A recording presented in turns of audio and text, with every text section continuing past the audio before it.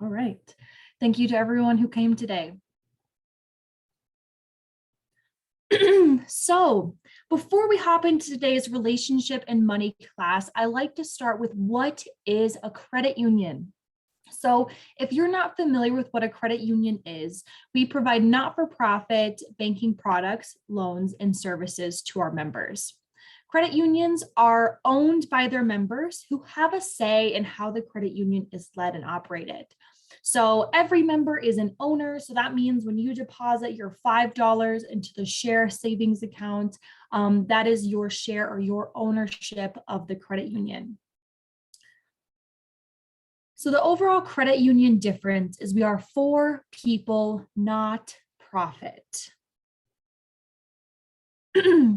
So this is a little diagram of how credit unions work. So first, you deposit your money with us. We use that money to make low interest loans to other members of the credit union. And the profit made from these loans is put back into the credit union and returned to you as a member by better rates. Oh, excuse me, my slides are skipping. It's returned to you as a member. We're not paying out stakeholders or shareholders, but it's returned to you as a member by better rates on things like auto loans and mortgages and fewer fees. Our overall goal is to serve our members in our community. And then lastly, just a little bit about Zing Credit Union and who we are. Our mission is to educate, deliver, and achieve. We want to have a financially educated community so they can reach their financial goals. We are a not-for-profit financial institution, as I mentioned earlier, and we have been based in the community since 1934. We were previously known as Denver Community Credit Union and changed to Zing Credit Union in April of this year. Oh, sorry, guys. This class is a part of our free financial education program. We started that back in 2005. That includes our live classes like today. You could also go onto our website and access our recorded classes at myzing.com/recordings. This class will also be on there recorded. We have a great credit, wills and trusts, protecting your identity, and much more. We also offer a one-on-one financial coaching, so you can sit down with myself or one of our other coaches to talk about building a budget, paying down credit, building a budget, paying down debt, building up your credit score, pulling your reports, you name it, lots of good stuff we can cover during those meetings. And lastly, we have our e-learning courses. These are available in both English and Spanish. They're about 5 to 10 minute modules with no email or sign up required.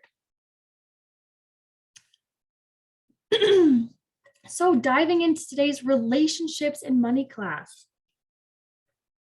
These skills are not just for married people, but for all kinds of relationships where finances could be shared. Some examples are business partners, long-term relationships that will share expenses, a parent and child when finances are combined, or maybe the child's paying rent, or a roommate situation. So these are not just for married people, but basically for anyone that's going to be sharing finances. And this is just a little poll question to get everyone thinking as we start off our class today. So you can respond in the chat box to this question. So this little triangle here is Maslow's hierarchy of needs. So when we start at the base, we're looking at physiological needs such as food, water, shelter, the foundation of our needs and what we need to survive. Then we move up to safety, love and well-being, self-esteem, and then lastly, self-actualization. Now, where do you think that issues with relationships and money fit on this hierarchy of needs? There's no right or wrong answers here, just an example or a question to get us thinking. Someone said safety, absolutely. Being able to live in a safe environment, having a place to live, absolutely.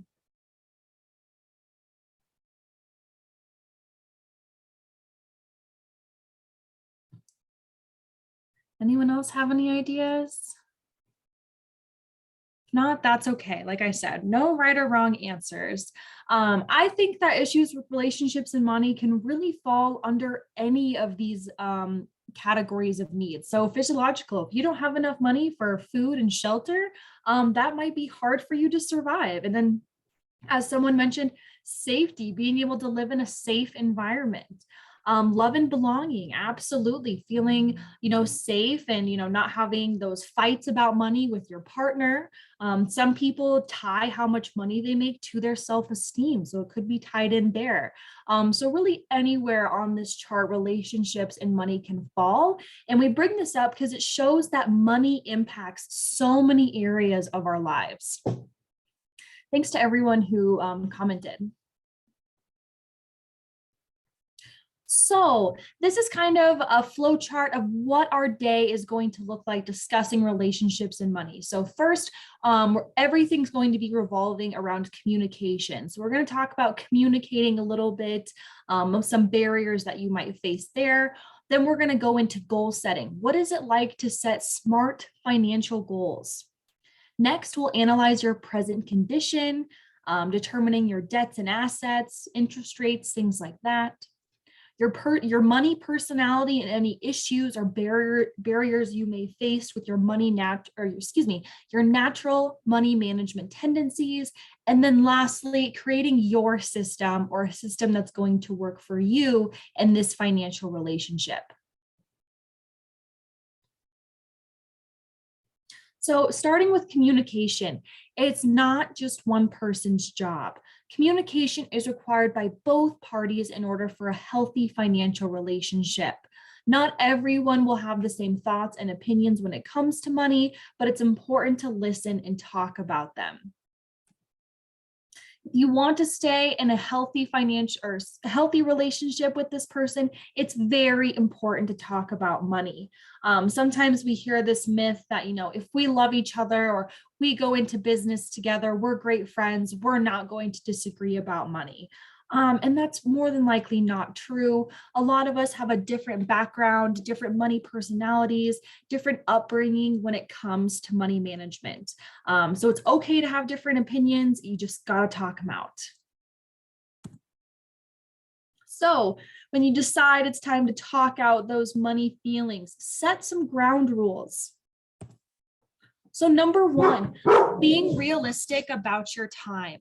So, you want to give yourself more time than you may even think originally that you might need to have this conversation. You don't want to be, running out the door and trying to have a conversation about money or budgeting or anything like that. Number two, no random talk about money. So this one and the next one kind of go hand in hand together. So designate specific times to talk. This way you can have a time set up. Maybe it's once a month, maybe it's once a week, where you're setting a time to talk about your finances. So it's not just out of the blue, randomly daily conversations. Try and understand your partner's point of view. So this one may sound pretty self-explanatory, put yourself in the other person's shoes. But like I said, and we're going to talk about later in the class, everyone has very different money personalities. And a lot of that stems from the way we were raised around money.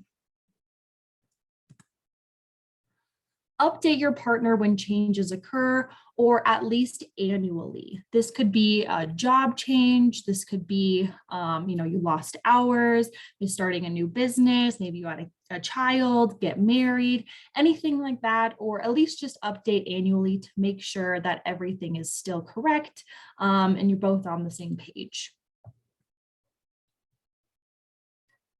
Now, what if my partner doesn't want to talk about money? Because not everybody does. Number one, avoid blaming.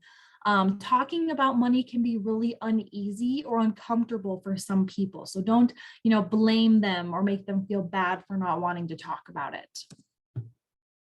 Two, analyze your context. So when and where are you trying to have these conversations? You want to make sure that you're in a safe and comfortable environment, especially if someone's feeling uneasy. You probably don't want to have these conversations in public. Maybe at home would be a better option there. This bullet point always makes me laugh. Make sure that you're well rested, you are fed, and you are not distracted. So I know I don't want to talk about money when I'm hangry or tired and cranky. So make sure that you're both in a comfortable mindset to be having these conversations. Next, have you analyzed your own fears and concerns? What are your concerns when it comes to money? Is it money insecurity? And have you analyzed these so you're not projecting them onto your partner? Looking at it from their point of view, as we just discussed. And then lastly, I messages. And these can be really, really helpful to have a constructive and productive conversation. And we're going to take a look at some of these on the next slide. So this would be a good example of an I message when you're having this conversation. So I understand this might be a stressful topic, but I would like your help in a goal that involves how we spend money. And I'm hoping we could set up an hour to talk about it. So when you're using I messages, you're making it very I centered, kind of looking for something that you're wanting. You're not putting any blame or putting the other person on the defense. So a not very good example or something you'd want to avoid would be a statement like, you're spending too much money on eating out for lunch. You can tell that this doesn't have quite the same tone that the first message did. It automatically puts that second person on the defense. It's like they're doing something wrong. So how could we turn this into an I message? So instead, something that you could say would be, I'm concerned that our money is out of whack or maybe out of line. I don't know if whack would be the best word. And I think we could watch our spending on eating out. I would be willing to cut back to $50. Would you be willing to do the same? So that way, both people in the financial relationship are making some sort of sacrifice. It's not all on one person. All right, so we kind of got our basis for communication down. So now we're going to talk about setting SMART financial goals. So here's that SMART here. Stands for specific, measurable, attainable, relevant, and time-based. When I first saw this, I thought it was, a little bit cheesy, like having to write all these things out, but it's tied to a financial goal. I do think that each one of these steps is really, really helpful. So we're going to walk through each one of these steps to setting a SMART financial goal. So S stands for specific. You want to make sure that the outcome of your goal is very clearly defined. So a good example would be something like save money for an emergency fund. That way you know exactly what you're going to be saving for. A not so good example would be I should save money at some point, because when you say that, you don't know what you're saving, how much you're saving for, or when you're spending or when you're saving. M stands for measurable. So how will you know if you've met your goal or if you're on track to meet it? And that's by giving your financial goals an exact dollar amount. So if you want to save $1,000 in 1 year starting today, and you are paid weekly, you can calculate how much you need to save from each paycheck to meet this goal within 1 year's time by dividing that $1,000, how much you want to save, divided by 52, which is just the number of weeks in a year. If you are someone who is paid bi-weekly, you would be dividing by 26. That's how many pay periods you have. If you are a true semi-monthly, you would divide by 24. And if you are a monthly employee, you would divide by 12. That's just how many pay periods you'll have. So in this example, you would need to save about $19 from each paycheck to meet this goal. And then you can track your progress over the course of the next year by calculating what percentage of 1,000 you've saved.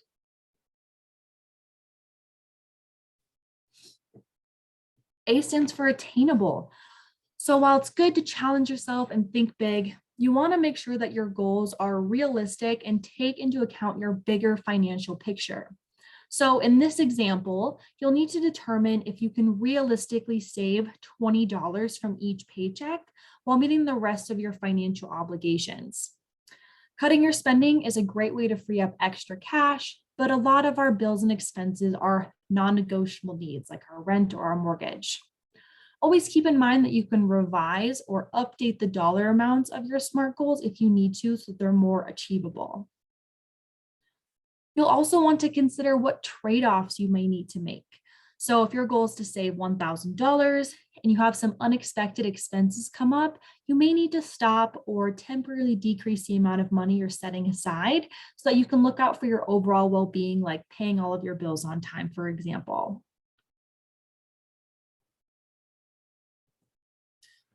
R stands for relevant. So what is that value that drives your goal? And does this fit into your overall value system? So in our ongoing short-term example, if your goal is to save $1,000 for an emergency fund within 1 year, it would align with a long-term goal to eliminate and not take on any additional credit card debt. By building emergency savings, you can avoid adding any more credit card debt. So your short-term goal is relevant to your bigger value of financial security.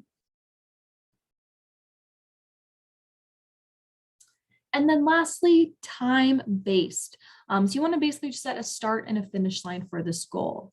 So you've already established you want to achieve this emergency fund within 1 year, but you want to decide on an exact date you want to accomplish this goal by. With that date in mind, you can develop an accurate plan of how you're going to reach it.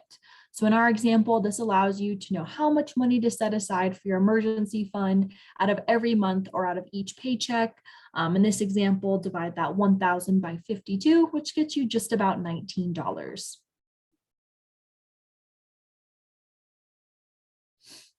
A couple more snippets on goal setting. So David Bach, the author of Smart Couples Finish Rich, it's a really good book, highly recommend it if you enjoy reading, states that to live rich means to live a life within your values.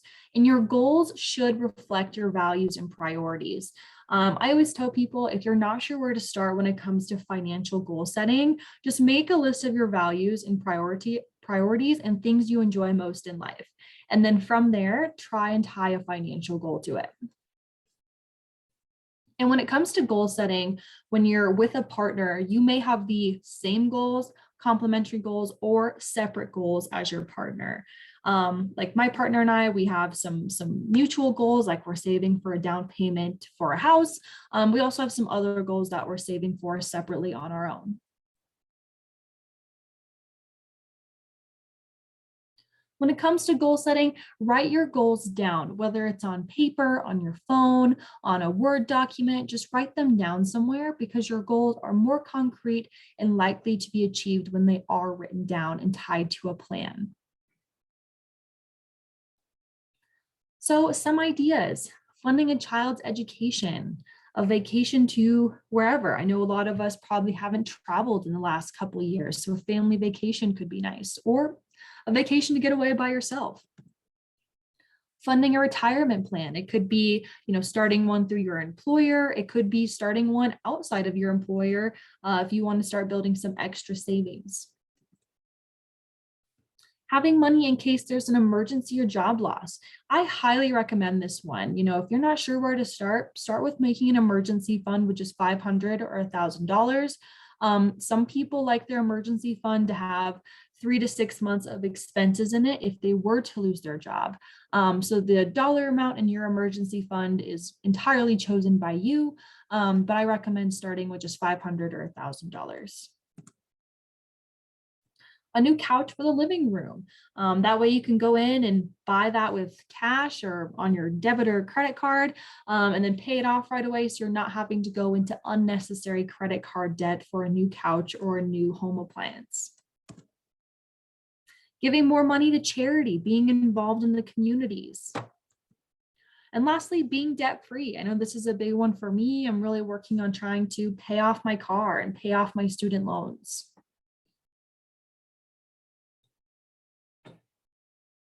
So here's a little flow chart about how we like to set a goal. So think of some of your values and priorities, and then we're going to tie a goal to it.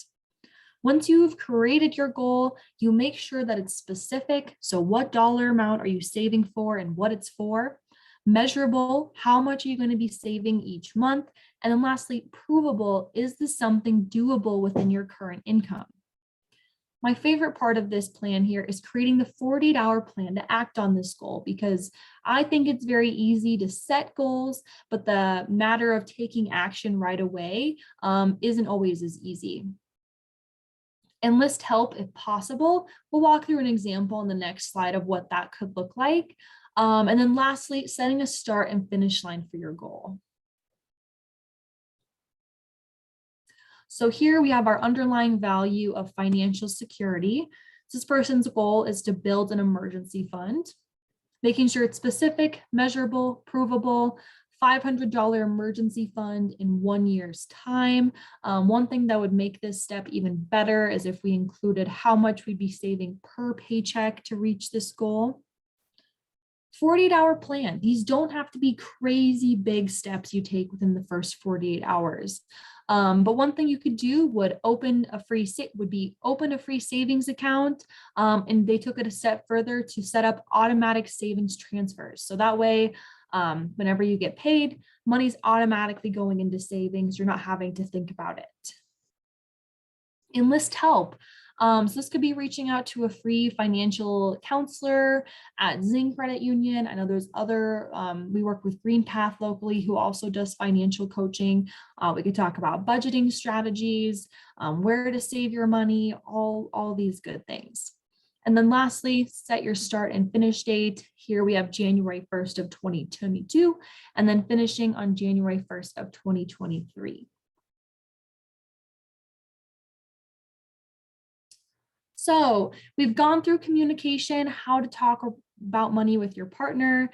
We talked about goal setting with your partner, but now it's time to take a look at your present condition. So taking a look at your present condition, be honest. It's not always fun. It's not always exciting, but be honest with where you're at. I highly recommend pulling your credit report at least every 12 months. If you're on a computer or a phone, I recommend screenshotting or just jotting this website down if you can. You can pull all 3 of your credit reports at annualcreditreport.com. So these will include Experian, TransUnion, and Equifax. But it is only once every 12 months. So it's not just a calendar year, it is truly every 12 months. So if you were to pull all of your credit reports today on July 12th, they wouldn't be available again until next year on July 12th. One other resource that I'll mention that isn't in the PowerPoint is if you make an account with Experian.com, they will offer you a free Experian FICO score once a month and your free Experian credit report once a month as well. That's only on Experian that they allow that.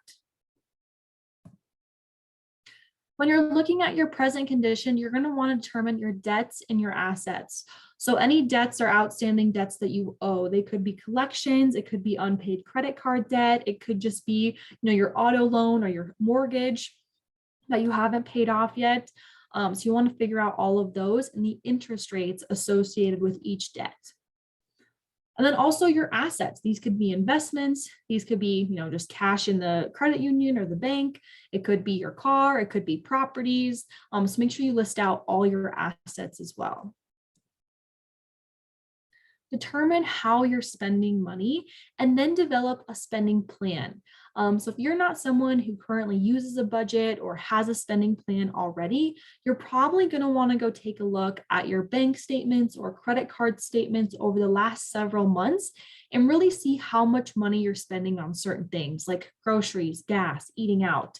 So that way you can put together a realistic spending plan that you're going to be able to stick to for a long period of time. When determining your debts and assets, you can use a debt sheet, very similar to just using the Excel style spreadsheet, where you'll include the debt, the dollar amount owed, your monthly payment, and the interest rate on that debt. One thing to realize is that his, her, or their debts are our debts. So you may not split a bill evenly, or that may not even be your debt to begin with, but just know that the other person's debts will impact your lives, especially if you're trying to borrow together. So let's say, like I have my auto loan, my partner has his auto loan. I have to know that his auto loan is going to impact me when we go to try and buy a house together. So, if he's got a $60,000 auto loan, he does not.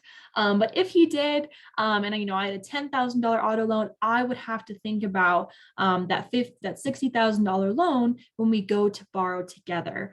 Even though it's not my loan, doesn't have my name on it, nothing like that.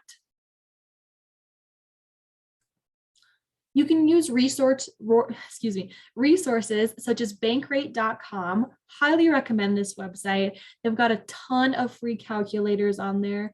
We also have some on our website at myzing.com/calculators. Bankrate does have some more options as far as what they offer for calculators. There's a mortgage calculator, there's a credit card payoff calculator, estimate your auto loan payment, tons of good options. I use Bankrate very frequently for my personal finances. Now, if you're in need of a debt management plan, this is kind of a last step before bankruptcy. Our partner GreenPath works primarily with unsecured debt. When I say unsecured debt, that means that this debt is not tied to something. So a lot of times it's like credit card debt, or medical debt, but they cannot work with things like car loans, mortgages, since it's tied to an item or a property. But basically, they'll work with you. You do have to close all the credit cards you enroll in the debt management plan. But they will put you on a debt payoff plan, typically within a couple years. They'll negotiate down your interest rates, and so on. If you have any questions about GreenPath, feel free to send me a message. So we've talked about our goals, goal setting, we've analyzed our present condition. So now it's time to take a look at your money personality and issues. I like the word barriers a little bit better that you may face. So what is a money personality? I know I've said this probably like 10 times already throughout the class. So what does that mean? It's what you believe about money, your personal beliefs. It's also your values. What do you value in life and what do you want to put your money towards? One of the biggest ones here, and we'll talk more about this on the next slide, is seeing how you've seen money managed as you grew up.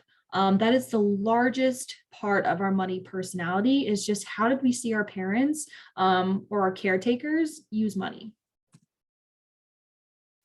Understanding that you're different from one another may help diffuse misunderstandings. So maybe one of you is naturally a spender, they like to spend money, but someone else is an avoider. They don't like to look at the bills, they don't like to look at the credit card. There may be some problems there. So understanding that you just have an underlying different money personality could help diffuse some of those misunderstandings. When we say, how did you grow up with money? Here's a few things that we're talking about. So number one, who handled the money in your house growing up? In my family, my dad handled probably 90% of the bills and expenses. My mom always worked. She's a very successful nurse. But my dad just took control of, paying all the bills most of the time. Were there ever fights about money in your household? And did you know why? Some people can feel that financial insecurity of being around their parents when there was fights about money. And then what did your parents teach you about money? Some parents had their children very involved in budgeting and the finances. Other people kept that very separate. My parents didn't teach me a whole lot about money, but the one thing they did talk to me a lot about was credit cards. So when I first got my first credit card, I was very scared to use it because they instilled quite a bit of fear in me that, if I don't pay this off, I'm going to be in debt and they're going to come after me and all this stuff, because that's a mistake they made in their late 20s. So yeah, those are some of the things we're talking about when we refer to a money personality. And so there are a total of 5 different money personalities. Most people are going to have a combination of maybe 1, 2, or possibly 3. We're going to walk through each one of these. And as we go through these, you may feel like, oh, that's me, or, oh, that's definitely not me. So number 1, we have a hoarder. So hoarder, I also call this one the penny pincher. They're probably someone who enjoys having a budget. They love to save money. They prioritize their financial goals, but they probably have a hard time spending money on themselves or others. They probably don't want to buy a lot of clothing. They probably don't like spend money on vacations because it seems frivolous and unnecessary to them. We also have an avoider. I mentioned this one earlier, kind of self-explanatory. An avoider avoids making a budget. They probably avoid tracking or keeping their financial records. I find this line funny, find it difficult to balance a checkbook or manage a budget and pay bills promptly. Basically, the avoider doesn't want to deal with their finances, especially if things get bad. They're not going to look at it. They're not going to pay attention to it. Spender. This one's also a little self-explanatory. This is someone who enjoys spending their money to buy goods and services for immediate pleasure. Those impulse buys. They also love to buy gifts for others. This person may have a hard time saving money and prioritizing their financial goals just because they have a habit of spending more than they make. Money monk. Money monk is someone who believes that money is dirty, it's bad, and if you have too much of it, it's going to corrupt you. So money monks, they don't want to have a lot of money. And then lastly, an amasser. So an amasser is happiest when they have large amounts of money to spend, save, and invest. So they hope to make as much money as possible, as quickly as possible. These are some people that may get caught up in those get rich quick type schemes. So these are the different money personalities that we talk about. You can just Google like money personality quiz, and then you can take it. Highly recommend taking it separately, like having your partner take it and you take it, and then compare your results and see how your answers were.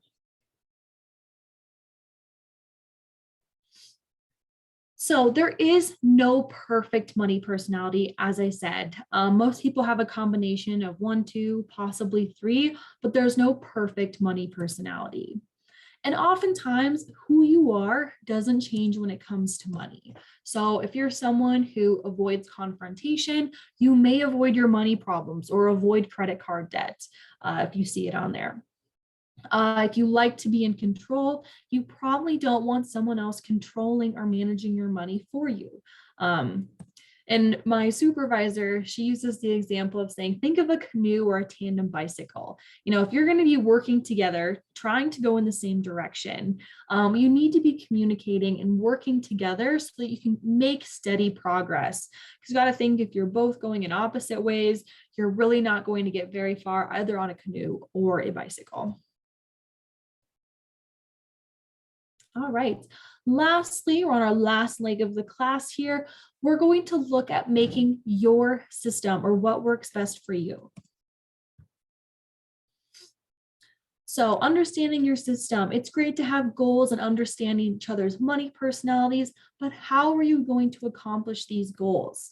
On the next slide, we're going to walk through some questions or criteria that'll help you figure out your system and what works best for you. All right, here it is, everyone. Basically, when we're talking about creating a system, we're talking about how are you going to keep your accounts? Are you going to keep them jointly, which means everyone has access to the same account? Are you going to keep them separate, so you just have your own accounts? Or are you going to have a mixture of the both?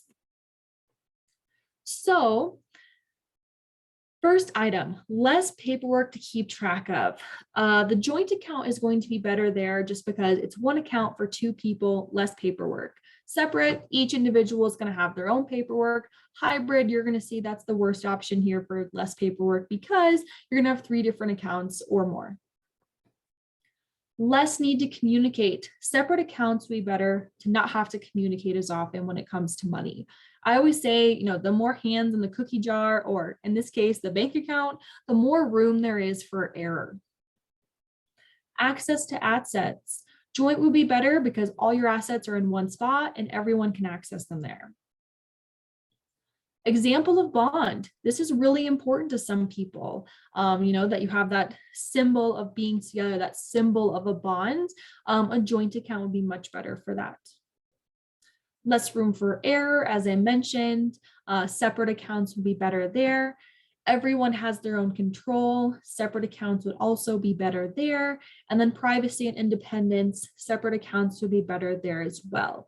I think it's just about finding the system that works best for you. For example, my partner and I, we have our own separate checking and savings accounts, but we also have a mutual savings account where we're saving together.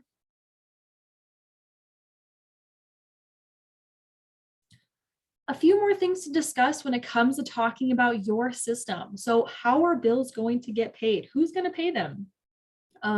Is it going to be one person pays all the bills, one person does rent or mortgage, and the other person does, Wi-Fi and utilities? How are you going to split them up?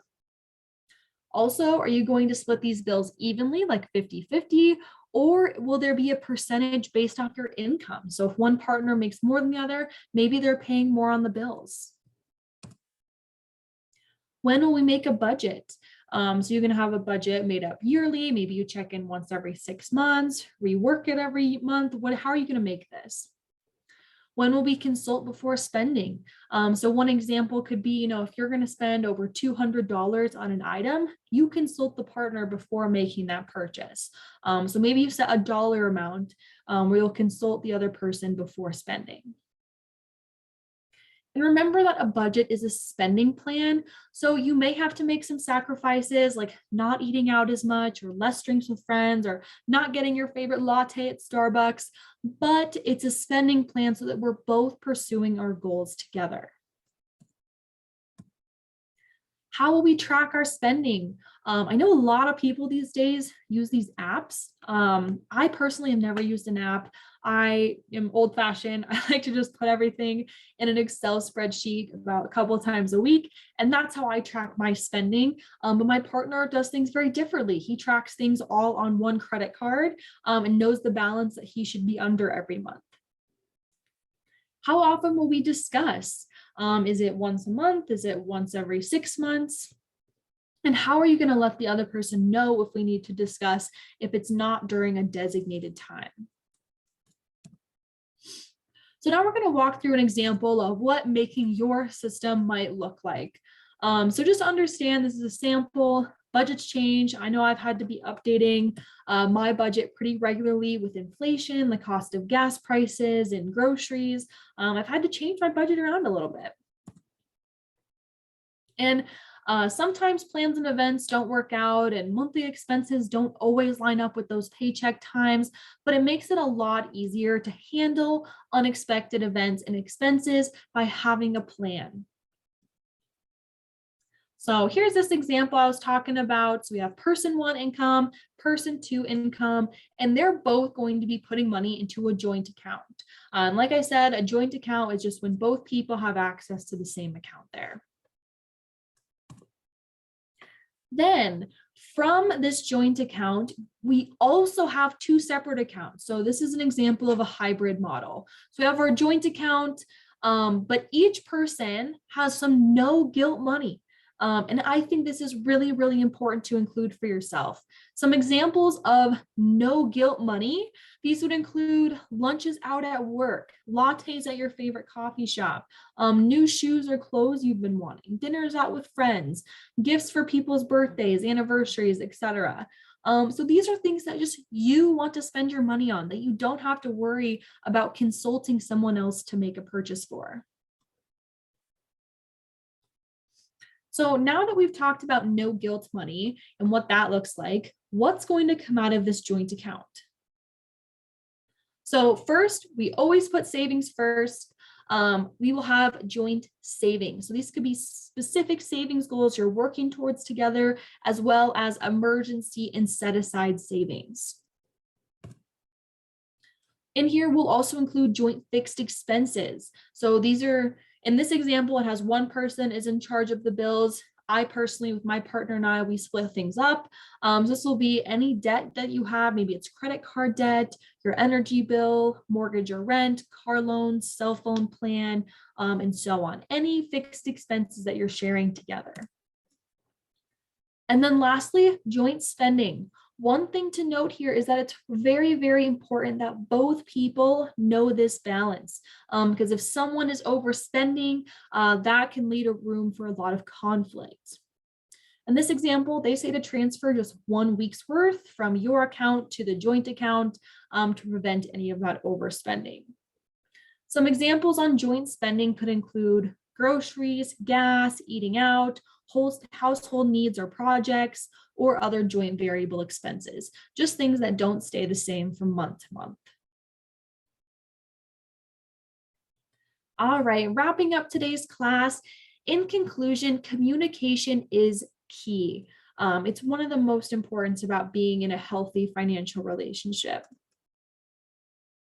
Use your goals to keep you motivated since they're connected to your values. You're more than likely willing to make those trade-offs when it's tied to a goal that you really care about. And managing money in a partnership is almost always more difficult than managing money on your own. The more people in that account, the more room there is for error, the more need there is for communication. But by managing money successfully within a partnership, you will achieve your goals much quicker than managing money alone. Using those two incomes to work towards one mutual goal will certainly get you there faster.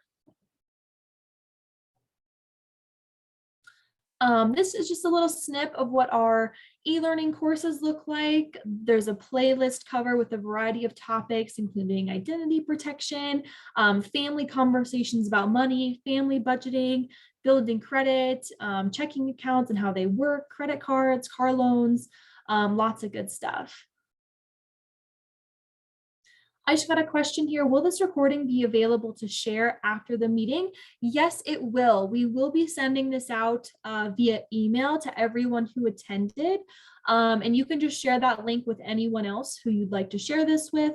We will also be posting it on our website probably by the end of the week as well on that recordings page. Great question. A few resources I wanted to share before we open it up for questions. If you do want to schedule a one-on-one financial coaching, you can access that at myzine.com/coaching, or just send me a little message here and during our meeting, and I can get that set up for us as well. And then, as I mentioned, we have our free e-learning courses in both English and Spanish. You guys saw what those looked like on the last slide. But we do have some time for questions if anyone has any. Like I said, this recording will be available after the class. We will be sending it out via email, and we will be putting it on our website as well. I am going to go ahead and stop the recording.